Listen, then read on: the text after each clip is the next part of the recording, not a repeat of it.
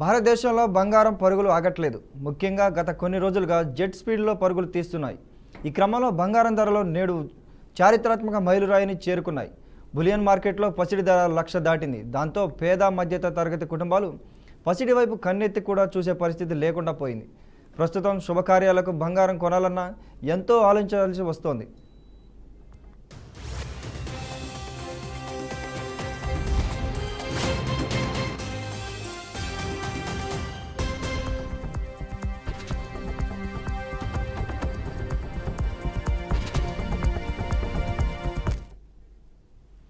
ఈరోజు 24 క్యారెట్ల 10 గ్రాముల బంగారంపై 3,000 పెరగగా 22 క్యారెట్ల 10 గ్రాముల బంగారంపై 2,750 పెరిగింది.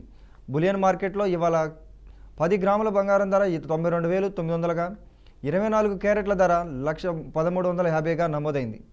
తెలుగు రాష్ట్రాల్లోని ప్రధాన నగరాలైన హైదరాబాద్, విశాఖ, విజయవాడలో కూడా ఇవే ధరలు కొనసాగుతున్నాయి.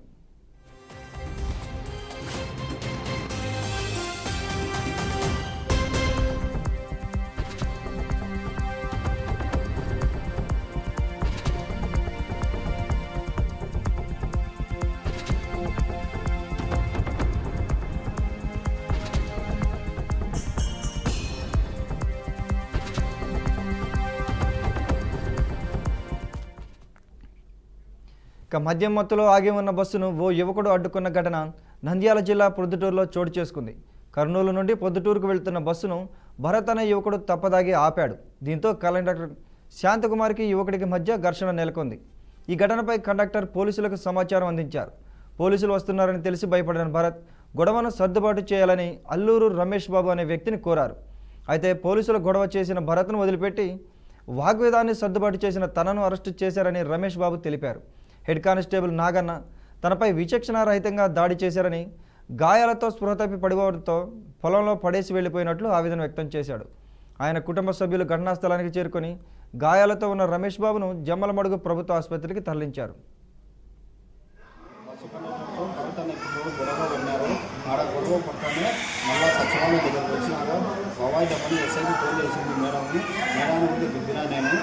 నాకు సారీ చెప్పించిన మేడం అంటే మేడం గారు పోయిన సార్తో మేడంతో సారీ చెప్పించాను. మా అబ్బాయితో చెప్పించినాక సచివాలయం సిబ్బంది మల్లికార్జున సార్ కానీ అని అన్నాడు.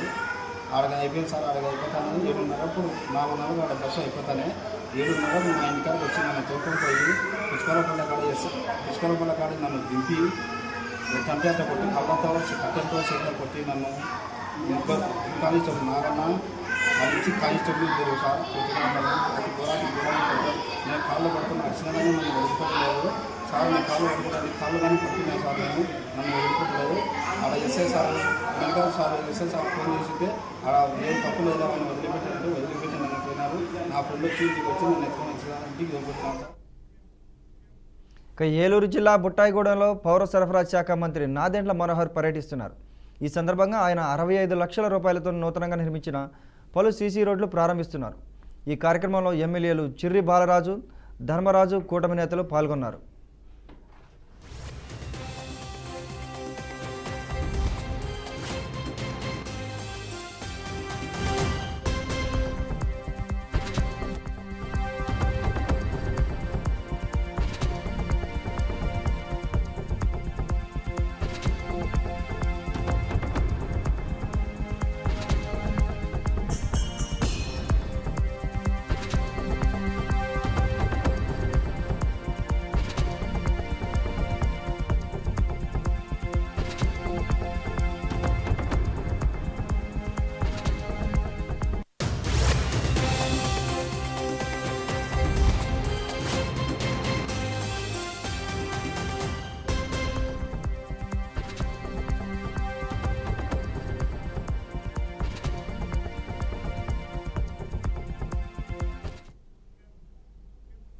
మాజీ ఎంపీ, మాజీ వైసీపీ నేత విజయసాయిరెడ్డి ఇవాళ చేసిన ట్వీట్పై మాజీ మంత్రి అంబటి రాంబాబు స్పందించారు.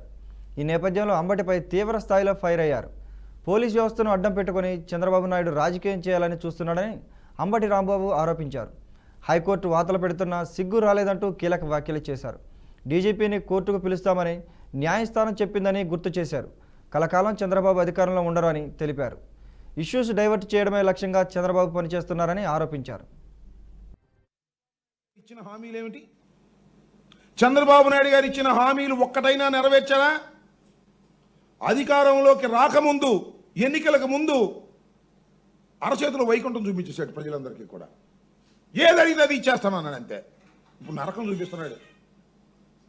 నా వల్ల కాదు, అప్పుడు ఏదో చేద్దాం అనుకున్నాం కానీ చూస్తే భయం వేస్తుంది, నేను చేయలేను అని చేతులు పైకేసేసాడు. ప్రజలందరూ ఏమనుకుంటున్నారు? చంద్రబాబు అంతా దొంగ ఎవరు లేరు, అబద్ధాల కోరు, ఎన్నికలకు ముందు ఏదైనా చెప్తాడు, ఎన్నికల తర్వాత ఏది చేయడు అని జనం చర్చించుకుంటున్నారు. చంద్రబాబు నాయుడు గారు 11 మాసాలు అయిపోయి 12వ మాసంలోకి ప్రవేశిస్తున్నారు. సంవత్సరం గడుస్తూ ఉంది. సంవత్సరానికి పండగ జరిగిద్ది. చంద్రబాబు నాయుడు గారు అది చేశాను ఇది చేశానని జనం కూడా పండగ చేస్తారు. పచ్చడి చేస్తారు జనం. ఒక్క హామీని కూడా నెరవేర్చనటువంటి దుర్మార్గమైన పరిపాలన ఇక్కడ జరుగుతూ ఉంది అని ప్రజల్లో చర్చ జరుగుతుంటే, ఈ చర్చల్ని డైవర్ట్ చేయడం కోసం పార్టీ మారిన బీఆర్ఎస్ ఎమ్మెల్యేల అనర్హతపై సుప్రీంకోర్టులో విచారణ కొనసాగుతోంది. ఈవేళ గద్యాల ఎమ్మెల్యే బండ్ల కృష్ణమోహన్ రెడ్డి సంచలన వ్యాఖ్యలు చేశారు. తాను ముమ్మాటికి బీఆర్ఎస్ ఎమ్మెల్యేనని చెప్పుకొచ్చారు. గద్వాల నియోజకవర్గ అభివృద్ధి కోసమే తాను సీఎం రేవంత్ రెడ్డిని మర్యాదపూర్వకంగా కలిశానని తెలిపారు. అంతేకాని తాను ఎప్పుడూ ఎక్కడ కాంగ్రెస్ కండువాను మెడలో వేసుకోలేదని స్పష్టం చేశారు. సొంత ప్రయోజనాల కోసం రాజకీయం చేస్తే నష్టపోయేది చివరికి ఎమ్మెల్యేలని ప్రజలేనని ఎమ్మెల్యే పేర్కొన్నారు.